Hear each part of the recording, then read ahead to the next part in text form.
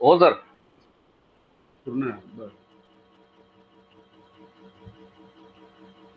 Okay. आज आपण सर्वनाम सुरू करणार आहोत. Yes sir. विभक्तीच्या बाबतीमध्ये कोणाला काही थोडे काही अडचण असेल तर एक 5-10 मिनिट देऊ आपण.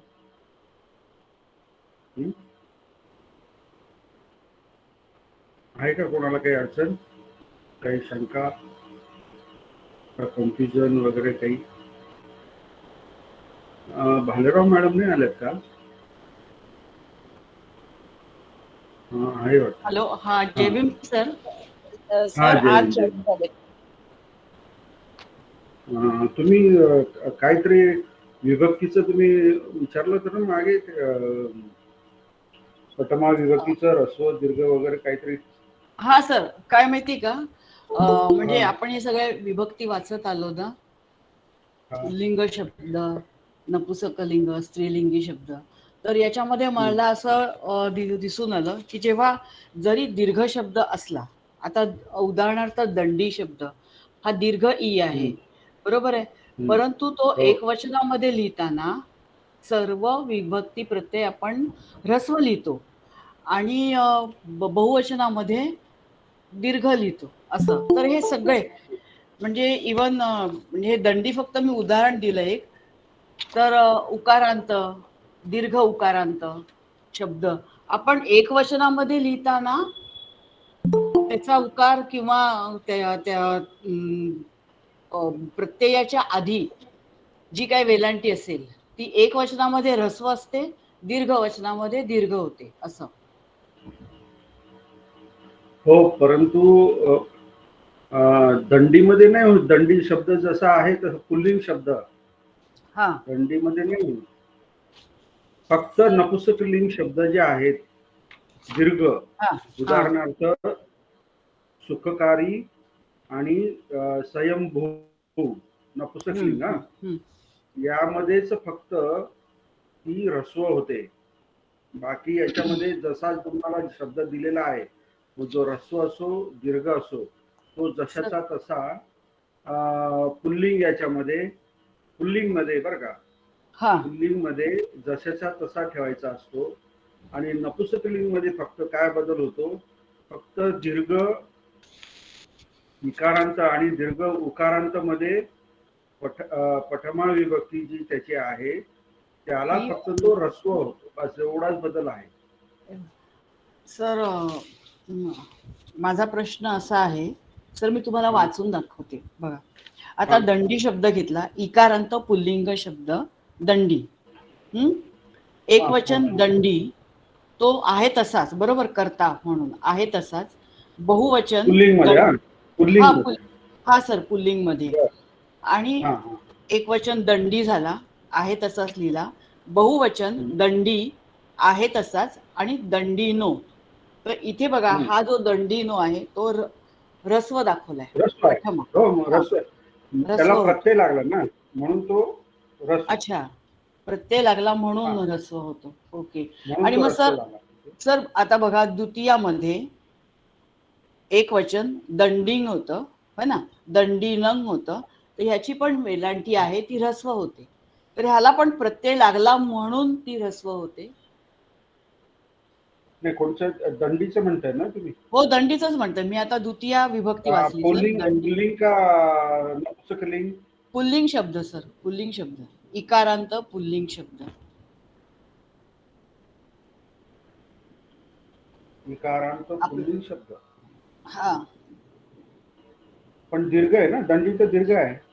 हा सर, दंडी शब्द दीर्घ आहे, पठमामध्ये दीर्घ येतो. मी एक वचनचं म्हणते सर, पठमा विभक्तीमध्ये दंडी शब्द दीर्घ आहे तसाच, आणि द्वितीयामध्ये एक वचन दंडिंग होतं, म्हणजे दंडीवरती अनुस्वार जो आहे तर तेव्हा ती वेलांटी आहे ती ह्रस्व आहे सर आपल्या. बरोबर आहे, बरोबर आहे सर. अच्छा, एक मिनिट. मग आणि तसंच तृतीयाला पण सर दंडीना, दंडीना ह्रस्व वेलांटी, दंडीनो ह्रस्व वेलांटी. आपल्या पुस्तकामध्ये दंडी कोणत्या पेजवर लिहिल? सर 88 पेजवर.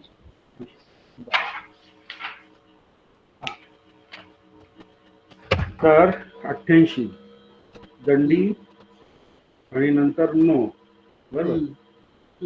तर आता आपण याच्यामध्ये दंडी पण आहे बहुवचनामध्ये, बरं का. हा, परंतु इथे लिहिलेला नाहीये, दिलेला नाही म्हणजे टाईप केलेलं नाही त्यांनी. म्हणजे दंडी, दंडी, हा दंडी, दंडीनो असा आहे. हो. तर तो दंडी हा दीर्घच राहणार, परंतु दंडीनो नो प्रत्यय जर जोडला दंडीला तर याची वेलांटी जी आहे ती ह्रस्व होते. इकडे बघा केलेला आहे बघा दंडीनो, ते दुसरा त्या शेजारी दिलेला आहे ना चार्ट, एक वचन बहुवचन, दंडी दंडीनो, बरोबर. याच्यामध्ये काही शंका आहे का? हा सर, माझा प्रश्न असा आहे की जर शब्द मूळ शब्दच जर इकारांत म्हणजे मूळ शब्दच जर दीर्घ आहे तर मग एक वचन मध्ये तो आपण असा ह्रस्व का लिहित जातोय? बघा, द्वितीयाला दंडी ह्रस्व आहे, तृतीयाला दंडीना मजा मध्ये ती ह्रस्व वेलांटी आहे, चतुर्थीला दंडीनो ह्रस्व वेलांटी, दंडीसला ह्रस्व वेलांटी, असं माझा प्रश्न आहे सर. तर ही जी ह्रस्व होत जाते सर, ह्रस्व वेलांटी होत जाते. वचनामध्ये सगळ्यांना ह्रस्व आहे. अच्छा, ह्रस्व आहे सगळ्यांना. हा. आता बघा इथे दंडीनं जे आहे ना, दंडीनंग याला समजा द्वितीयाला बघा, द्वितीयाला, हा. तर आता इथे हा जो नंग जो आलेला आहे ना, नंग जो आलेला आहे दंडी नंग, हा त्याला प्रत्यय लागलेला आहे, बरोबर. आणि तुम्ही जे म्हणताय की हा ह्रस्व का होतो, तर तो एक नियमच आहे की एक वचनामध्ये जे काही मात्रा, वेलांटी, उकार, वेलांटी आणि उकार जे एक वचनामध्ये असतील ते ह्रस्व राहतील आणि अनेक वचनामध्ये अनेक वचनामध्ये दीर्घ. परंतु जर समजा दीर्घामध्ये जर त्या शब्दाला प्रत्यय जोडला गेला तर तो दीर्घचा ह्रस्व होतो, कारण आपल्याला नो पण उच्चारायचा असतो. मग त्याला दंडीनो असं म्हणताना थोडासा हे होतो, म्हणून प्रत्ययाचा पण उच्चार करायचा असतो, म्हणून डीचा उच्चार पटकन करायचा असतो, म्हणजे ती सोय करून घेतलेली व्याकरणकारांनी. अच्छा. हा, म्हणजे दंडी पटकन, दंडीनो, दंडीनो असं म्हणत नाही आपण, कारण दीर्घचा स्वर जो आहे तो असा लांबवायचा असतो आहे की नाही, म्हणून आपण त्याला दीर्घ म्हणतो. परंतु नो प्रत्यय लागला आहे, मग तो दंडी पण लांबवायचा आणि नो पण म्हणायचं. मग ते उच्चाराच्या दृष्टिकोनातून त्यांनी व्याकरणकारांनी बऱ्याच ठिकाणी दीर्घच्या ठिकाणी ह्रस्व करून घेतले आणि मग त्याला प्रत्ययला जोडलेला आहे. अच्छा, सर, मग हे आता म्हणजे माझी शंका तशी बरोबर होती की हे असं का, म्हणजे तो तसा नियमच आहे सर, एक वचनामध्ये वेलांटी उकार ह्रस्व राहतील, हा म्हणजे व्याकरणाचा नियमच आहे ना. हो, तो नियमच आहे. ओके सर, ओके, दिलेलंच आहे त्यांनी. आणि याला का म्हणतात माहितीये का, याला आदेश म्हणतात. आदेश. ओके. आदेश कशाला म्हणतात की एखाद्या म्हणजे मात्रा वेलांटीच्या ऐवजी दुसऱ्या प्रकारचे ठेवणे, किंवा एखाद्या वर्णाच्या ऐवजी दुसरा वर्ण घेणे, याला आदेश म्हणतात. अच्छा, आलं लक्षात? याला आदेश म्हणतात. आता ते तुम्हाला डिटेलमध्ये तुम्हाला सांगायला वेळ नाही, परंतु ज्यावेळेस उच्चाराच्या दृष्टिकोनातून, बोलण्याच्या दृष्टिकोनातून जर समजा व्याकरणकारांना वाटलं की नाही, ह्या शब्दाच्या ऐवजी जर हा शब्द जर आपण इथे ठेवला तर उच्चाराला सुकर होईल, चांगलं राहील आणि ऐकायला पण चांगलं राहील, तर मग त्यांनी तसे बदल केलेले आहेत व्याकरणकारांनी. ओके. आता ब्राह्मण शब्द आहे बरं का, ब्राह्मण शब्द आहे. कोणी कसं लिहितं, ब्रा अर्धा म हम्म. नंतर ह नंतर ण बाणाचा. त्याला त्रा आणि न ब्राह्मण. परंतु हम्म. काही ठिकाणी तुम्हाला ह आधी दिसेल आणि हो नंतर म दिसेल. हो, ह मोठा आणि ह अर्धा, सॉरी ह मोठा हा आणि म अर्धा त्याला खाली. अर्धा हा असा. हा. हा, तर मग आता कसं आहे, ज्यांना जे योग्य वाटतं, जे मोठ्या प्रमाणात वापरलं जातं ते पुढे येतं, नंतरच हा. ते लोप पावतं. असा हम्म. तो प्रकार आहे आदेश. ओके. ओके सर, शंकेचं निरसन झालं. Thank you sir. थँक्यू. ओके. हा, आता आपल्याला हे शिकायचं आहे, सर्वनाम. सर्वनाम कशाला म्हणतात माहिती आहे सर्वांना?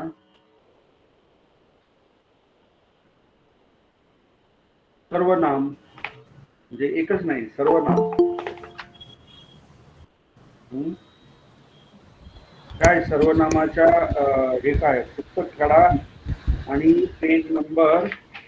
सतत नामाचा वापर वाक्यात न करता ज्या शब्दाचा आपण उपयोग करतो त्याला सर्वनाम म्हणतात. बरोबर. पण एवढं असं लांब घास खाण्यापेक्षा नामाच्या ऐवजी येणाऱ्या शब्दाला सर्वनाम म्हणतात, शॉर्ट मध्ये. असं म्हणू शकतो की नाही आपण? नामाऐवजी येणाऱ्या शब्दाला सर्वनाम म्हणतात. म्हणजे आपण सुरुवातीला बोलताना राम माझ्याकडे आला होता, तो बसला, त्याला मी पाणी दिले, त्याने त्याच्या प्रवासाचे वर्णन सांगितले. आता तो, त्याने, त्याला हे काय वापरले मी? सर्वनाम वापरले. कशाच्या ऐवजी? रामच्या ऐवजी. राम नाम आहे ना, रामच्या ऐवजी मी हे सर्वनाम वापरले. त्याने, त्याला, तो. म्हणजेच काय, आता इथे राम संध्याकाळी आला, तो नाराज होता असं म्हणायचं, असं म्हटलं मी. तोच्या ऐवजी मी परत म्हटलं राम नाराज होता, रामाने त्याचे प्रवास वर्णन सांगितले, रामाला मी पाणी दिले. असं प्रत्येक वाक्यामध्ये लिहिण्यापेक्षा आधी सुरुवातीलाच एक वाक्यामध्ये नाम असते आणि त्याला नंतर येणारे जे पूरक वाक्य जे असतात, म्हणजे त्याला क्लॉज म्हणतो आपण, तर त्या ठिकाणी आपण त्या नामाच्या ऐवजी जो शब्द वापरतो त्याला आपण सर्वनाम म्हणतो.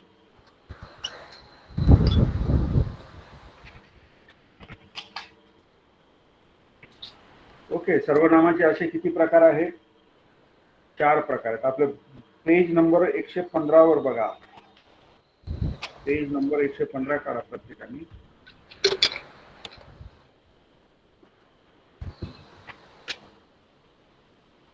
Page number 115. सर्वनामाचे प्रकार दिलेले आहेत. तिथे त्या सर्वनामाची व्याख्या पण दिलेली आहे. वाक्यामध्ये नामाच्या ऐवजी येणाऱ्या शब्दाला सर्वनाम म्हणतात. आणि सर्वनामाचे 4 प्रकार दिलेत. एक पुरुषदर्शक सर्वनाम, दुसरा दर्शक सर्वनाम, तिसरा संबंधदर्शक सर्वनाम, चौथा प्रश्नार्थक सर्वनाम.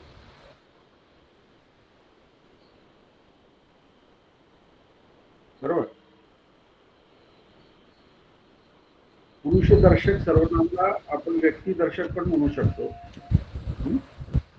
व्यक्ती, पर्सनल प्रोनाउन आपण त्याला म्हणतो.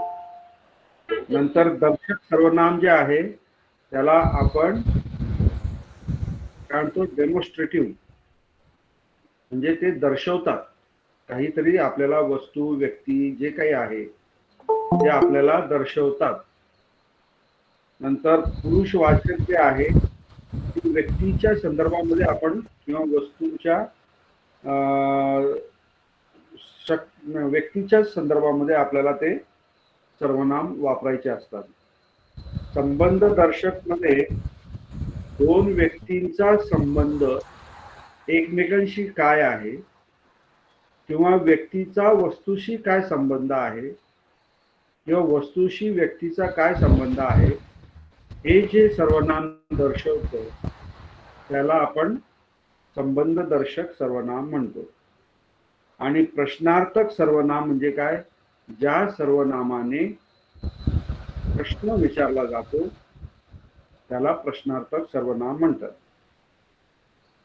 आता पुरुषदर्शक सर्वनाम मध्ये उदाहरण तुम्हाला द्यायचं म्हणजे सो तो इतं गायती, म्हणजे तो गाणे म्हणतो किंवा गातो. हे एक वाक्य आहे. तर यामध्ये सो जो आहे हा सर्वनाम आहे आणि तो काय दर्शवतो? तो व्यक्ती दर्शवतो की जो गाणारा आहे. म्हणून सो जे काय आहे तो काय आहे? दर्शक सर्वनाम. सॉरी, पुरुष दर्शक सर्वनाम आपण घेतोय ना. तर पुरुष दर्शक सर्वनाम दोन प्रकारचे आहेत. एक अम्मा आहे आणि दुसरा तुम्म, असे दोन भाग आहेत, अम्मा आणि तुम्म. आता यामध्ये पुरुष दर्शक सर्वनामे जे आहे ते नामाच्या जागी तर आपण वापरतो, परंतु त्याचे जे पुरुष जे आहे ते पुरुष सुद्धा आपल्याला नीट व्यवस्थित लक्षात घ्यावे लागतील. तर या ठिकाणी बघा पेज नंबर 115 वरती दिलेला आहे. आपण क्रियापद शिकताना मी तुम्हाला जे कर्ता म्हणून जे हे दिले होते सर्वनाम, सो, नंतर ते, नंतर त्वं, नंतर तुम्हे, नंतर अहं, नंतर मयं, हे जे सर्वनाम जे आहे ते कर्ता म्हणून आपण वाक्यामध्ये वापरले होते आपण शिकताना, बरोबर. तर अशा प्रकारे आता या ठिकाणी पुरुष दर्शक सर्वनाम जो आहे आपण अम्म म्हणून आपण वापरतोय, म्हणजे अम्म म्हणून आपण शिकतोय. तर त्याच्यामध्ये प्रथमा विभक्ती जी आहे एक वचन मध्ये अहं म्हटलेला आहे. अहं म्हणजे अहं पाली भाषाय अध्ययनं करोमि, म्हणजे मी पाली भाषेचा काय अभ्यास करतो. आता या ठिकाणी अहंच्या ऐवजी तुम्ही जर समजा एखादं नाव टाकलं, त्यामध्ये समजा बालक आहे आणि बालक जो आहे त्याचं जर नाव टाकलं तर तो प्रथम पुरुष मध्ये जातो, प्रथम पुरुष मध्ये जातो, बरोबर. सयाजीराव तुमचा माईक बंद करा. माईक चालू आहे कोणाला तरी सर. तर बालको पाली भाषाय अध्ययनं, तर इथे काय प्रथम पुरुष मध्ये असल्यामुळे इथे करोती शब्द येईल. इथे काही करोती शब्द येईल, म्हणजे मुलगा पाली भाषेचा अभ्यास करतो. परंतु मी काय म्हटलं नंतर अहं, दुसरं उदाहरण काय दिलं? अहं पाली भाषाय अध्ययनं करोमि. तर या ठिकाणी मी हा शब्द वापरलेला आहे तो आहे सर्वनाम, तो आहे प्रथमा विभक्ती एक वचन. हेच वाक्य जर समजा बहुवचनामध्ये जर लिहायचं असेल तर आपल्याला काय करावं लागेल? आपल्याला कर्ता बहुवचनामध्ये घ्यावा लागेल आणि त्याचबरोबर क्रियापद सुद्धा बहुवचनामध्ये घ्यावं लागेल. म्हणजे ही कर्ता क्रियापदाची जोडी ही सेम ठेवावी लागेल वचनामध्ये. म्हणून काय करावं लागेल?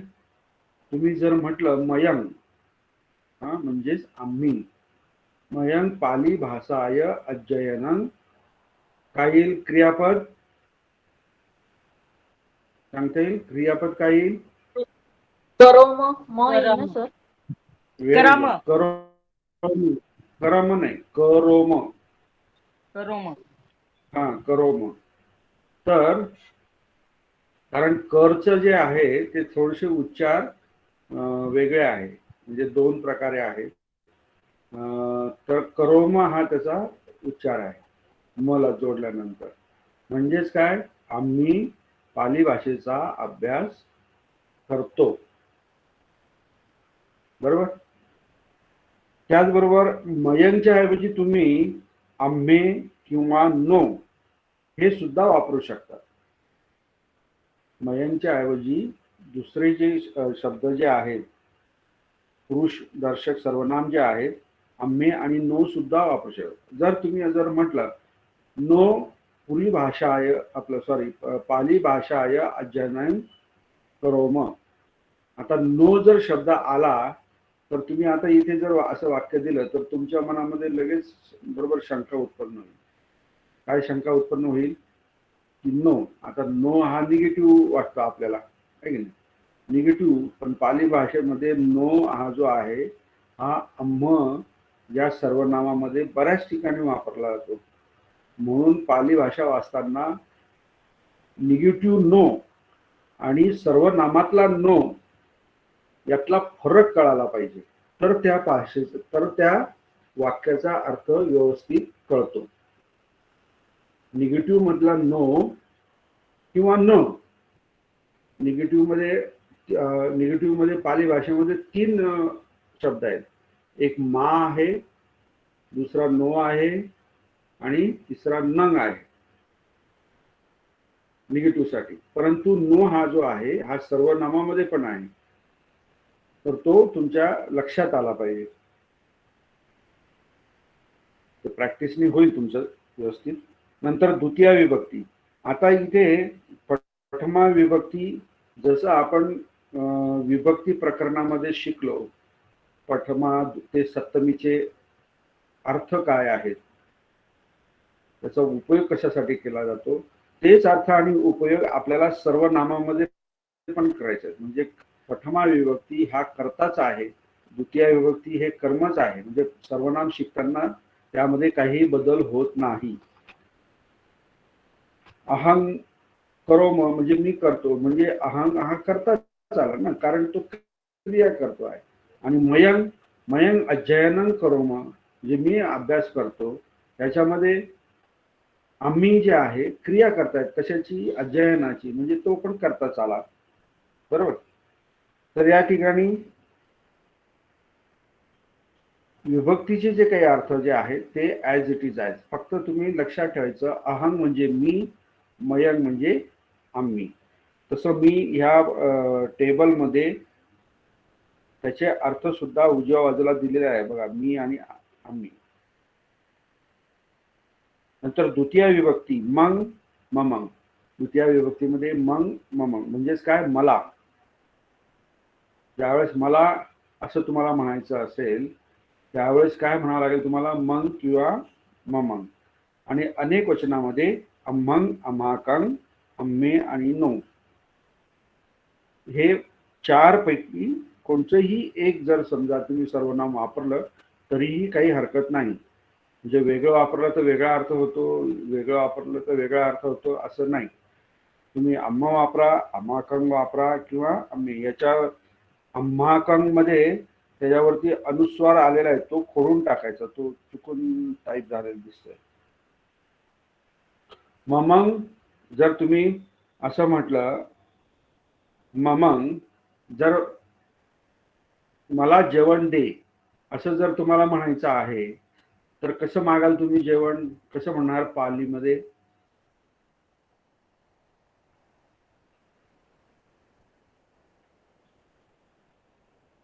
अहो हे रोज सकाळ संध्याकाळ काम करावं लागतं आपल्याला. एवढंच की तुम्ही मराठीतून मागत असाल, पण आजपासून तुम्ही पालीमध्ये जेवण मागायचं घरी, कसं म्हणाल? ममंग ममंग भत्तंग भत्तंग येईल सर, आणि ददाही दे.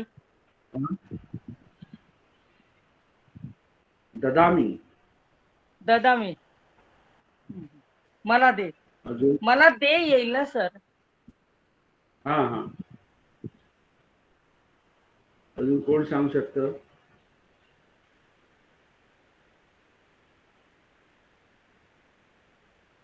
कारण मॅडमचं चुकलं आहे. मी सांगू सर? हा ममंग भत्तंग ददाही. बरोबर आहे. ददाही किंवा देही. कारण तुम्ही काय करताय, रिक्वेस्ट करताय है की नाही. काही जण रिक्वेस्ट करून घरामध्ये जेवण मागता, काही जण आज्ञा करता मला जेवण दे. बरोबर की नाही? सर मी ददाहीच म्हटले ना. माझं कुठं चुकलं मग? ददामी म्हटलं ना तुम्ही. नाही सर, ददाहीच म्हटले. मी म्हटलं दे म्हटले नाही ना. सर, मी म्हटलं, तुम्ही ददामी म्हटलात. हा ददामी ऐकू आला सगळ्यांना. कोणाला काही ददाही ऐकू आलं का? का ददामी कोणाला ऐकू आलं? मी ऐकायला. हो ददाही म्हटलं सर, त्याने ददाही म्हटलं. ददाही म्हटलं सर मी. ददाही म्हटलं. हो सर. काहींना बर, काहींना ददाही, काहींना ददामी. ठीक आहे, काय हरकत नाही. ददाही जर म्हटलं असेल तर ठीक आहे, ते बरोबर आहे. पण ददामी हे चुकीचं आहे. ओके. तर ममंग भक्तंग किंवा भोजनं देही असं जर म्हटलं तर या ठिकाणी ममंग जो आहे हा काय आहे? मला, द्वितीय विभक्ती. आणि जर समजा अनेक वचनामध्ये जर तुम्हाला आम्हाला जेवण दे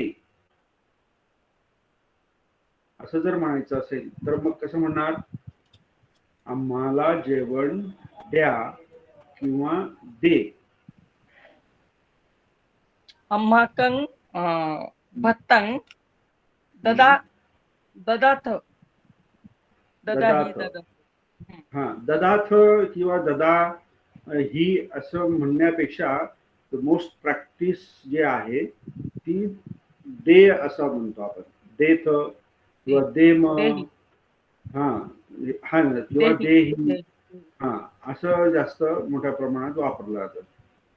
आता ते राम नाही, सीता जे आहे, सीतेला रावण त्या याच्यामध्ये कुटीमधून पळून घेऊन जाण्यासाठी काय म्हणतो? तो येतो त्या कुटीमध्ये आणि त्या सीतेला काय म्हणतो?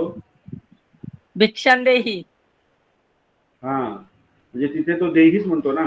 संस्कृत मध्ये सुद्धा हेच आहे.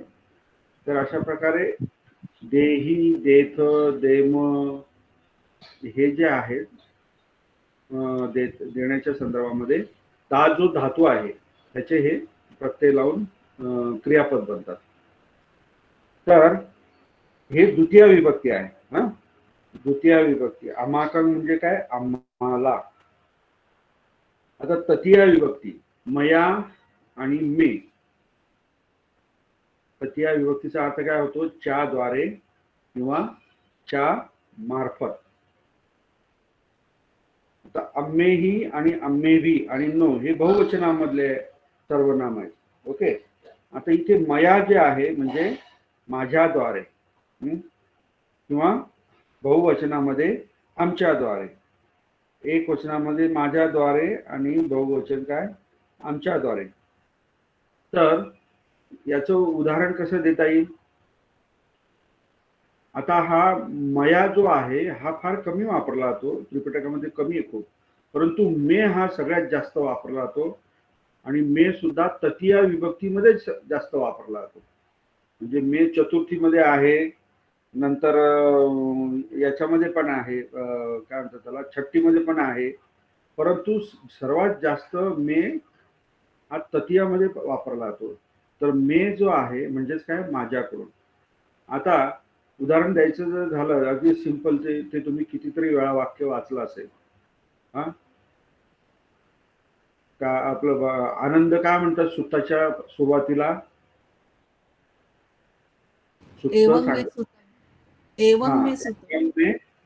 सुतन. बरोबर. आता या ठिकाणी मे आहे. मग याचा अर्थ काय होईल? एवंग म्हणजे काय? इन दिस वे किंवा दस म्हणजे अशा प्रकारे किंवा असे. मग इथे मेचा अर्थ काय होतो?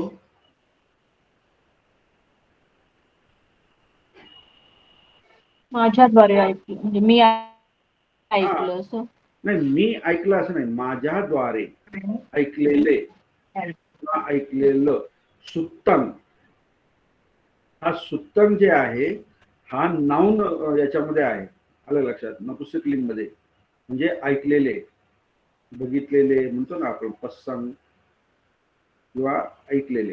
म्हणजे अशा प्रकारे माझ्याद्वारे ऐकलेले. काय ऐकलेले?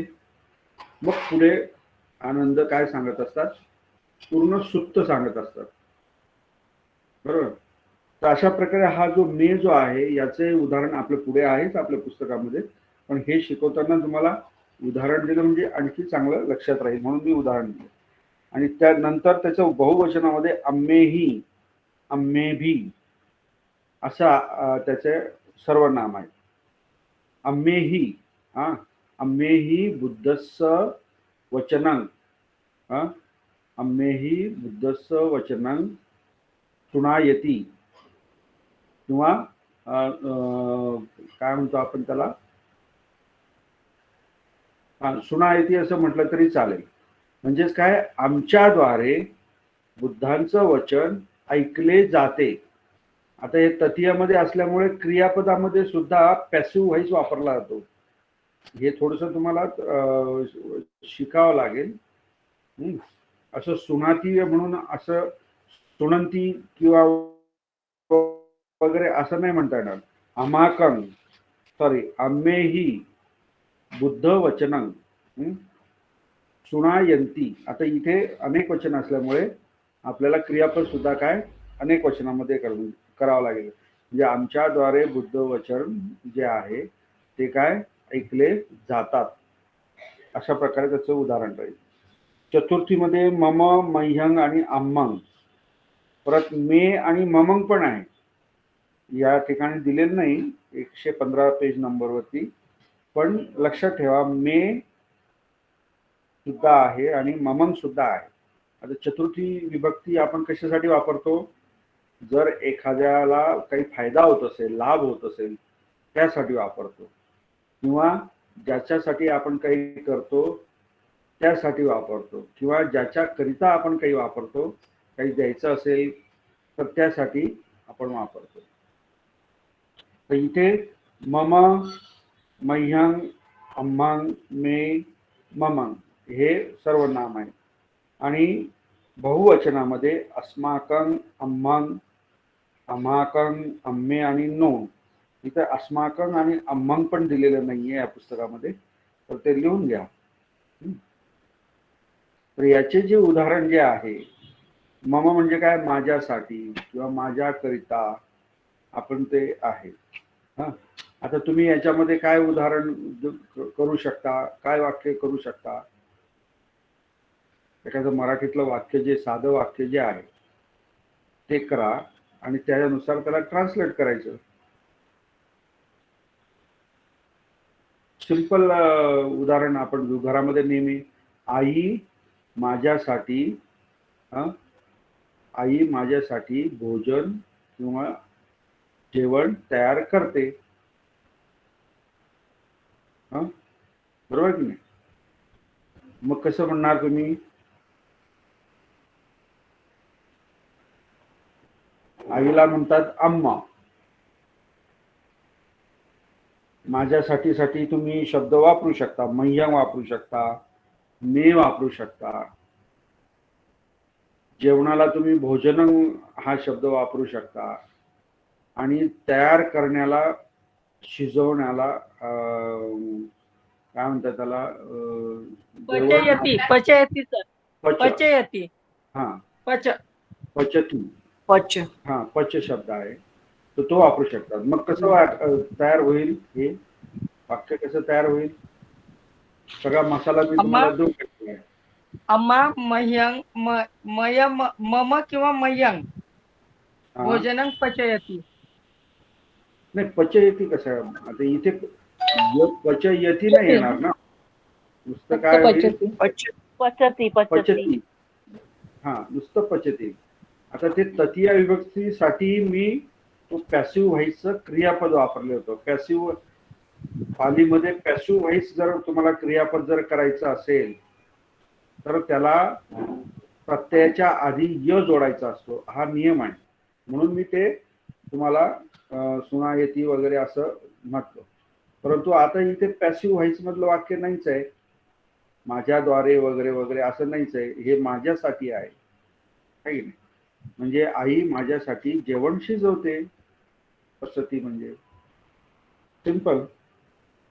आणि जर अनेक वचनामध्ये जर म्हटलं तर काय, अस्माकं, अम्मा अम्मा अम्म, अस्माकं अस्माकं भोजनं पचयन्ति. पचयन्ति काय, पचन्ति भोजनं पचन्ति पचन्ति. हा, भोजनं पचन्ति. पचन्ति. पचन्ति हो. पचन्ति. रुणाली जाधव मॅडम सांगतात का पचन्ति? सर आई एक वचन आहे ना सर, म्हणून हो ना, पचन्ति. पचंती येणार नाही सर, हा, पचती पचतीच पचन्ति येईल. कारण पचन्ति करता एकच आहे. पचन्ति नाही येणार, पचती येईल. कारण पचते. शिजवण्याची क्रिया कोण करते? एकच आई जण करेल. करते. एकच आई करते ना. हा, पण मग मग म्हणजे मग आम्हासाठी सगळ्यांसाठी जरी केलं तरी करता एकच येतं, मग पचतीच येईल. मग आई एकटीच असते ना सगळ्यांसाठी स्वयंपाक करायला, एक हो. वचनामध्येच असते. नाही नाही सर, आम्ही सगळे होतो ना जेवायला. तर आम्हाकडे जो हा शब्द आहे हा अनेक वचनामध्ये आहे. आलं लक्षात? म्हणजे एक आई अनेक लोकांसाठी, अनेक आमच्यासाठी जेवण शिजवते. मी आम्ही खातो तुम्हाला असं म्हटलं तर काय येईल? आम्ही खादंती येईल ना मग तेव्हा. हा, आम्ही खातो तेव्हा खादंती येईल मग तेव्हा. आपण सगळे आम्ही शिकवतो म्हटल्यावर पचंती येईल. हा, मग पचंती येईल ना सर. तुम्ही काय विचारताय? काय विचारताय? सर समजा आम्ही शिजवतो. हा, तर तेच येणार. आम्ही शिजवतो म्हटल्यानंतर आम्ही म्हणजे काय? मयंक.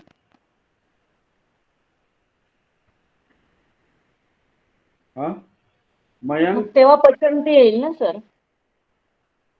पचाम येईल ना. मयंक हा जर समजा तुमचा कर्ता आहे उत्तम पुरुष मधला, तर तो पचाम येईल ना.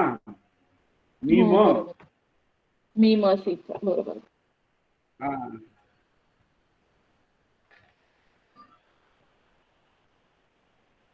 तुमच्या कर्ताच्या मध्ये काय गडबड होते? आता भालेराव मॅडम आहेत, त्यांना ती कन्सेप्ट एकदम चांगली कळालेली की क्रियापद एक वचनामध्ये, कर्ता एक वचनामध्ये. आणि तुम्हाला कर्ता किंवा वचन या क्रियापदाला तुम्हाला सांगितलंय की त्याला आपला दोस्त बनवा, आपला मित्र बनवा, त्याच्याकडनं सगळं ग्रामर शिकून घ्या.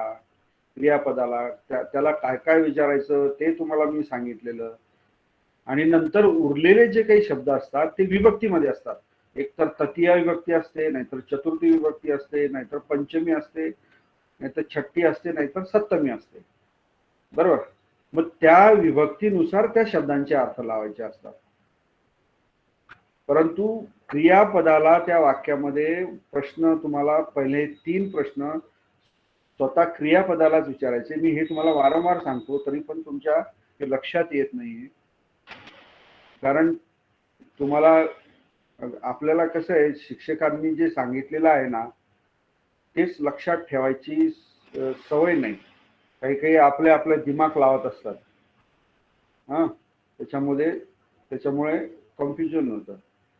तर क्रियापदाला पहिले 3 प्रश्न विचारायचं. पुरुष कोणचा, आपलं त्याचा प्रत्यय काय आहे, त्याच्यावरनं आपल्याला काय कळतं तो कोणत्या पुरुषामध्ये आहे, कोणत्या टेन्स मध्ये आहे आणि कोणत्या वचनामध्ये आहे क्रियापदाचा हे केल्यानंतर.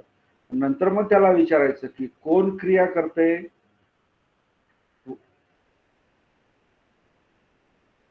तर तो कर्ता सांगतो, आणि कोणावर क्रिया करतोय तर तो कर्म सांगतो. एवढी माहिती तो क्रियापद देतो, तरी सुद्धा तुम्ही त्याला मित्र बनवत नाही, दोस्त बनवत नाही. हा, म्हणून तुमची हे कन्फ्युजन होतं. मी आता तुम्हाला सांगतोय काय की अम्मा, अम्म, मह्यंग किंवा अम्मंग किंवा मम किंवा मे. अम्म मे भोजनं भोजनं पचती. आता हे जे वाक्य जे आहे पचती, लगेच तुम्ही त्याला पकडायचं क्रियापदाला. क्रियापद तुम्हाला ओळखता येतं ना, क्रियापदाचे जे प्रत्यय आहे वर्तमान काळ, भविष्यकाळ आणि भूतकाळाचे, हे तर तुम्हाला माहिती आहे. तर पचती म्हटलं तर ती म्हटल्याबरोबर तुम्हाला लक्षात आलं की वर्तमान काळामध्ये एक वचनामध्ये आणि प्रथम पुरुष मध्ये आहे. मग पचतीचं कोण शिजवतं, तर अम्मा, आई शिजवते. तुम्ही तर खाण्याचं काम करता, तुमच्यासाठी शिजवताय ना, शिजवते ना आपलं, सॉरी, आई भोजन. मग तो करता कसा येईल, नाही करता येणार. जर तुम्ही असं म्हटलं की अहंग भोजनं खादामी, तर त्याच्यामध्ये अहंग तुम्ही स्वतः त्याच्यामध्ये करता राहणार, परंतु हा भोजन शिजवण्याच्या मध्ये आई ही करता आहे. कारण पचतीला मी विचारलं की कोण शिजवतंय, तर त्याचं उत्तर आहे आई. तर हे नीट अजून पण लक्षात घ्या. कर्ता, कर्म आणि क्रियापद सोडून वाक्यामध्ये हे जे आता मी सांगतो ना, हे अतिशय महत्वाचं आहे. वाक्यामध्ये क्रियापद, कर्ता, कर्म हे सापडल्यानंतर उरलेले शब्द जे आहेत हे सगळे तृतीया मध्ये असतील किंवा चतुर्थीमध्ये असतील किंवा पंचमीमध्ये असतील किंवा छठ्ठीमध्ये असतील किंवा सप्तमीमध्ये असेल, तर त्या विभक्तीच्या अनुसार त्याचा अर्थ त्या शब्दांना लावायचा. चतुर्थीमध्ये असेल तर त्याचा अर्थ लावायचा. तुम्हाला क्रियापद माहिती आहे, कर्ता माहिती आहे, कर्म माहिती आहे, वाक्याचा अर्थ सरळ काढायचा. ही एक तुम्हाला मेथड सांगतो मी, पाली भाषा शिकण्याची एक मेथड आहे, पद्धत आहे, किंवा एक ट्रॅक आहे किंवा वे आहे. ओके, म्हणजे त्याच्यानुसार तुम्ही जर गेला तर तुमचं हे अशा प्रकारचं कन्फ्युजन होणार नाही. आता पंचमी विभक्ती जी आहे त्याचा सर्वनाम काय आहे, मया. मया, आणि बहुवचनामध्ये अम्मेही किंवा अम्मेवी. आता मया म्हटलं म्हणजे काय, माझ्यापासून, आणि अम्मेही अम्मेवी म्हटलं तर काय, आमच्यापासून. बरोबर. आता जर मी असं म्हटलं की मया, मया माझ्यापासून, काय वाक्य तयार करता येईल मराठीतून?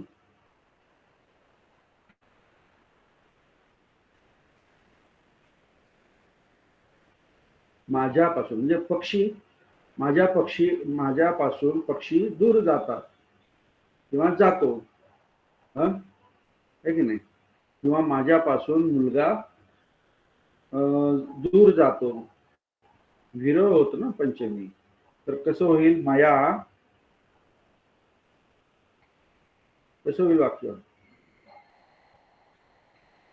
मया शकुनो दुरे गच्छत. काय, हा बोला बोला बोला. मया म्हटलंय मी, एक वचनामध्ये आहे, तर काय होईल, गच्छती. गच्छती. व्हेरी गुड, बरोबर. आणि मी सकुनो म्हटलेलं आहे, म्हणजे पक्षी सुद्धा काय आहे, एकच आहे. एकच आहे. म्हणजे गच्छती, त्याला मी विचारलं कोण जातंय, तर तो मला काय उत्तर देतो, क्रियापद सकुनो म्हणजे पक्षी. म्हणजे क्रिया करणारा कोण आहे इथे, सकुनो, म्हणजे कर्ता कोण आहे, सकुनो. हे लक्षात घ्या. कधी कधी वाक्यात कर्म नसते, कधी कधी वाक्यामध्ये कर्ता पण नसतो, अलग लक्ष. असे पालीमधले गमती जमती आहेत. फार कधी कधी शॉर्ट फॉर्म मध्ये असतो, म्हणजे कधी कधी क्रियापद पण नसते. क्रियापद पण नसते. उदाहरणार्थ सा देवी म्हणजेच काय, ती देवी म्हणजेच काय, हे होतं, महिला पण होतं किंवा राणी पण म्हणतात त्याला, आहे. आता इथे अथी दिलेलाच नाही, असं पण वाक्य असतं, सा देवी किंवा तो देव असं पण असतं. तर हे प्रॅक्टिसने कळेल तुम्हाला. आणि नंतर आम्ही आम्ही भी म्हणजे आमच्यापासून. आमच्यापासून म्हणा बरं, आम्ही तेच वाक्य कसं होईल, आम्ही सकुणो, पुढे काय, दूरे, आता काय येईल ते, गच्छन्ति गच्छन्ति येईल ना. गच्छन्ती येईल. हो, आमच्यापासून पक्षी सकुनच आहे ना सर. एकच वचन आहे ना सर, एकच आहे, गच्छती येईल ना? एकच आहे. म्हणजे एकच आहे ना. एवढं जी गडबड केली तरी पण तुम्ही चुकतातच. गच्छन्ती सकुना सांगतात. येईल तिथे सर. सकुना येईल किंवा जर सकुनो मी गच्छन्ति सकुना जर येईल. म्हटलं असतं, सकुना जर म्हटलं असतं तर गच्छन्ती आलं असतं, पण मी सकुना गच्छन्ति म्हटलं आलं, ना. सकुनो म्हटलं तर गच्छतीच येईल. हा, कारण उडणारा एकच आहे, कोण उडतोय, पक्षी एकच आहे. ओके. नंतर छट्टी, छट्टी मम, मह्यम, अम्मंग, ममंग आणि मे एवढे त्याचे प्रत्यय आहेत छट्टीचे. याच्यापैकी कोणते वापरलं तरी चालतंय. अमाकंग, अम्मे, अम्मंग, नो हे काय बहुवचनातले, म्हणजेच काय, माझा, माझी, माझे. आणि बहुवचनामध्ये आमचा, आमची, आमचे. आता इथे माझे पुस्तक, माझे पुस्तक पेटीमध्ये आहे, कसं म्हणणार? माझे पुस्तक ना. हा, ममंग वत्तकंग पेटीमध्ये मंचके मंजू पेटीमध्ये, मंजू पेटीमध्ये, पेटी मंजू पेटीमध्ये मंजू मंजू, बरोबर. मंजूसा, हा मंजूसा, अथी अथी. हा, पण मंजूसा म्हणजे पेटी, पण पेटीमध्ये तुम्हाला म्हणायचंय तर त्याला प्रत्यय तर लावा लागेल ना. मंजूसे येईल ना सर, ते सप्तमी. पेटीमध्ये सप्तमी विभक्ती येईल ना. हा, मग काय प्रत्यय लागेल त्याला? मंजूसे येईल किंवा मंजूस्मिंग येईल किंवा मंजूस्मिंग मंजूसंग, सप्तमी मंजूसे येईल सर. मॅडम एक पेटी आहे ना. लट्टा लागणार, लट्टा. पेटीमध्ये ना एक जरी असली तरी त्याला प्रत्यय ते येईल ना सर. सर बरोबर आहे का, सांगा सर.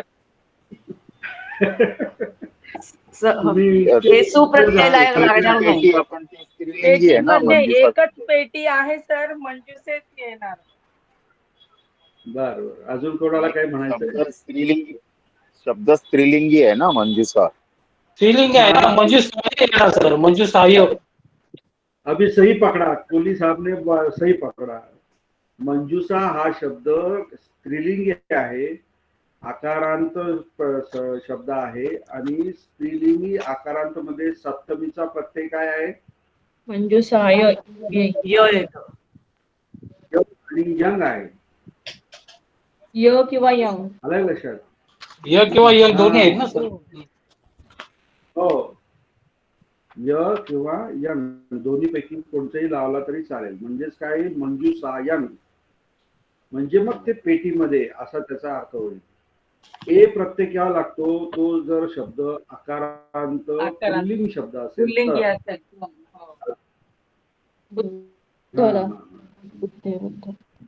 म्हणून म्हणतो पाली भाषा शिकताना सजगता म्हणतो ना आपण, ती ठेवली पाहिजे. ओके. नंतर सप्तमी मध्ये मयी शब्द आहे, नंतर अस्मासु अम्मेसु. मयी म्हणजे काय, माझ्यावर, खाली, आत, बाहेर. आणि अस्मासु अम्मेसु म्हणजे आमच्यावर, खाली, आमच्या खाली, आमच्या आत, आमच्या बाहेर, असे त्याचे अर्थ होतात विभक्तीनुसार, हो की नाही. आता जर समजा मयी शब्द आपल्याला वापरायचा आहे सर्वांना, काय की नाही, म्हणजेच काय, माझ्यावर. आता जर मी जर असं वाक्य जर समजा घेतलं की त्या मुलाची किंवा मुलाची माझ्यावर श्रद्धा आहे, असं जर वाक्य म्हटलं, मुलाची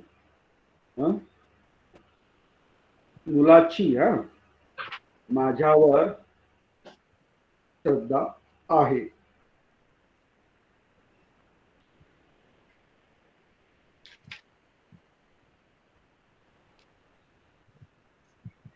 किंवा बालकाची श्रद्धा माझ्यावर आहे. नीट विचार करून सांगा, चुकलं चालेल, काही हरकत नाही, परंतु मॅक्झिमम न चुकण्याचा प्रयत्न करायचा. एखादा जर चुकला तर काय हरकत नाही, ते नंतर उलट चुकल्यानंतर आणि ते करेक्टेड ऐकल्यानंतर ते कायमचं लक्षात राहतं. मुलाची श्रद्धा माझ्यावर आहे. सर बालकस्य बालकस्य बोला सर. बोला बोला बोला. बालकस्य श्रद्धा मयी अथी. Very good. कोण सांगितलंय, कोण बोलय वाक्य? बाविस्कर. बाविस्कर मॅडमनी सांगितलं. हो हो हो सर. Okay okay good. आता एकदम परफेक्ट सांगितलं. बालकस्य श्रद्धा मयी अथी म्हणजेच काय, बालकाची श्रद्धा माझ्यावर आहे, अथी. ओके. आणि जर आमच्यावर म्हटलं तर बालकस्य श्रद्धा अमासु संथी संथी अथीच ना. बालकस्य बालकाची श्रद्धा आमच्यावर आहे, अथीच येईल सर. बरोबर. पूर्ण वाक्य तर सांगा कसं. बालकस्य श्रद्धा अम्मासु किंवा अम्मेसु अथी. बालकाची श्रद्धा आमच्यावर आहे. आहे. आमच्यावर बुद्धांचे छत्र आहे.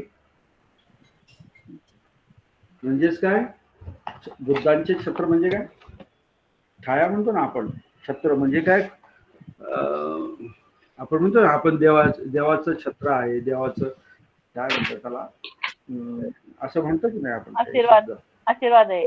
आशीर्वाद. हा, असं असं कसं होईल. आहे का तुमच्यावर बुद्धांचं छत्र आहे? बुद्धस्स. वडिलांचं म्हणा. छत्र काय येईल मग छत्रला? छत्तंग. छत्तंग. अम्मासु बुद्धस्स बुद्धांचे बुद्धस्स छत्तंग अथी. अथी बरोबर आहे. आमच्यावर बुद्धांचे छत्र आहे. तर अशा प्रकारे हे सप्तमी पर्यंत पुरुष दर्शक सर्वनाम अम्मा आहे. बरोबर. हे आपण बघितलं. आणि आता याचे जे उदाहरणं जे खाली दिलेले आहेत, खालील उदाहरणे एकवचन व बहुवचनामध्ये आहेत. Page number 116. आता याच्यामध्ये बघा, मी अहंग, मयंग, ममंग, नंतर आपला अहंग आणि मयंग हे पठमाळ विभक्ती मधला उदाहरण आहे. ममंग, अम्मंग हे काय दादा, हे द्वितीय विभक्ती मधलं उदाहरण आहे.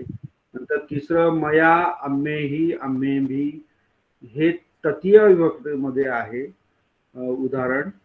नंतर चौथं उदाहरण जे आहे ते चतुर्थीमध्ये आहे. बालको मह्यंग ममंग अम्मंग उदकंग आहारती, म्हणजे मुलगा आमच्यासाठी पाणी आणतो. बरोबर. आणि हे अनेक वचनामध्ये बालका आम्हाकंग आम्हे उदकंग आहारंती. आता इथे आहारंती का आलंय, आणणारे काय आहे? बालक अनेक बालका वचनामध्ये. अनेक हा, वचन. म्हणून बालक. हा, म्हणजे अनेक बालक आमच्यासाठी पाणी आणतात, असं त्याचं उदाहरण आहे. नंतर पाचवं जे आहे बालको मया दुरे गच्छती. बघा, हा इथे उदाहरण मी आधी घेतलंच होतं. बालको मया दुरे गच्छती म्हणजेच काय? मुलगा माझ्यापासून दूर जातो. अनेक वचनामध्ये काय? बालका अम्मेही अम्मेमी दुरे गच्छन्ति. नंतर छट्टीमध्ये बघा अयंग पोठ्ठकं मह्यंग ममंग अम्मंग अत्थी. अयंग म्हणजे काय? हे पुस्तक माझे आहे. पुस्तक म्हणजे काय? पुस्तक. आणि मह्यंग ममंग अम्मंग हे काय आहे? त्याचा अर्थ काय होतो? चाची. षष्टी विभक्ती ना. हा, षष्टी विभक्ती म्हणजे चाचीचे. आणि सातवं जे आहे मयी रुखस्य पुष्पं पतती, म्हणजेच काय? आमच्यावर झाडाची फुले. फुले का फुलं आहे? झाडाचे फूल का झाडांची फुले? उपंग लिहिलंय ना सर ते? हा, मग काय एक वचन का अनेक वचन आहे? सर मै एक वचन येणार ना. उपाणी मै येईल रुखस. ना. हो, फुले मयी जर एक म्हटलं वचन. तर नपुसकलिंगी आहे ना सर? हो हो. अनेक. तर झाडाची फुल जर म्हटलं तर मग पुष्पंग येईल. बरोबर. म्हणजेच काय? माझ्यावर हा, माझ्यावर झाडाचे फूल पडते. झाडाचे फूल पडते. हो. हम्म? हम्म. आणि आमच्यावर फुले पडतात. हा, तर खाली अनेक वचनामध्ये दिलेला आहे. आता इथे कर्ता कोण आहे? ह्या वाक्यामध्ये कर्ता कोण आहे? आंबेसू ना. आमच्यावर फुल. कशावर पडतात? कुणावर पडतात ना? काय पडतात? फुल आहे सर, पडण्याचं काम करतात. आता आमच्यावर म्हटल्यानंतर तुम्ही तर ते सर्वनाम आहे हा, हा. हो सर. कोणत्या हो विभक्तीमध्ये? सर. सप्तमी मध्ये. Sorry sir. मग तो कर्ता कसा असू शकतो? Sorry sir. तुम्ही याला विचारला का तुम्ही क्रियापदाला? तीच गोष्ट किती वेळा सांगायची? मी आता सांगणं सोडून देणार आहे तुम्हाला. काय तीच पडते ना? फुल आहे सर, करतात. फुल पडते. पडण्याची क्रिया.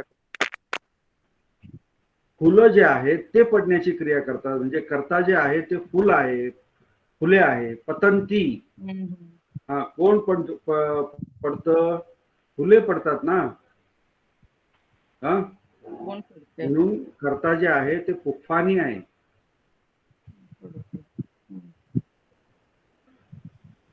आता सिलेबस संपत चालला तुमचा, तरी ते क्रियापदाचं तुमच्या डोक्यात घुसत नाही. त्याला कोणते प्रश्न विचारायचे, कसे विचारायचे? मी आता कंटाळलं तुम्हाला हे सांगून. आता नाही सांगितलं तर चालेल ना? आता मी परत सांगणार नाही. काय वैभव गायकवाड, नाही सांगितलं तर चालेल ना?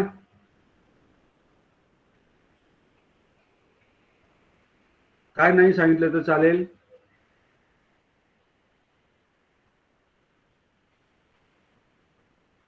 नितीन म्हस्के, हॅलो. हा बोला. हा, काय नाही सांगितलं तर चालेल? प्रत्यय नाही. प्रत्यय नाही सर. प्रत्यय काय? सर्वनामाचे प्रत्यय. क्रियापद कोणते?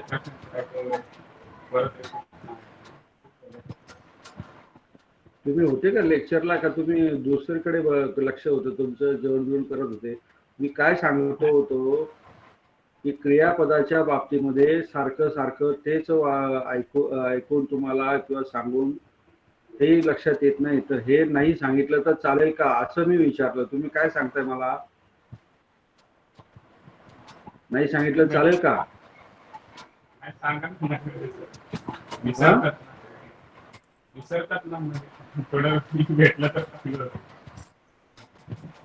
अरे काय विसरतात, तुमच्याकडनं मला इतकी अपेक्षा आहे, पण काय. बरं ठीक आहे, काय हरकत नाही, प्रॅक्टिस करा. म्हणजे काय बरं का घोडके मॅडम, प्रॅक्टिस करा.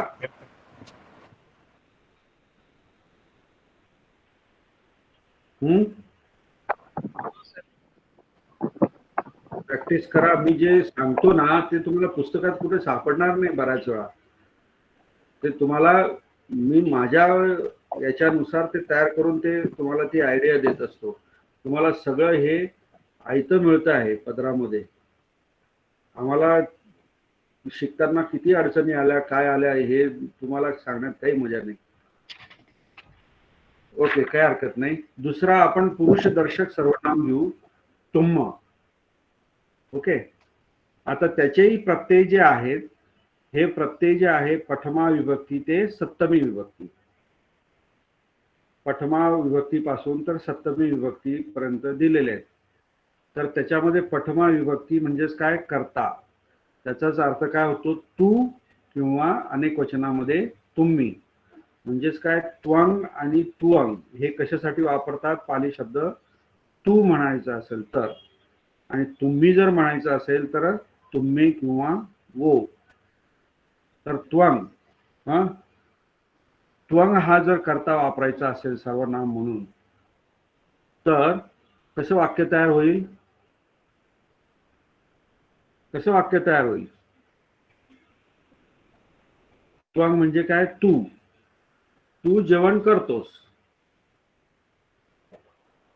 तू जेवण करतो, कसं वाक्य तयार होईल? बोला बोला.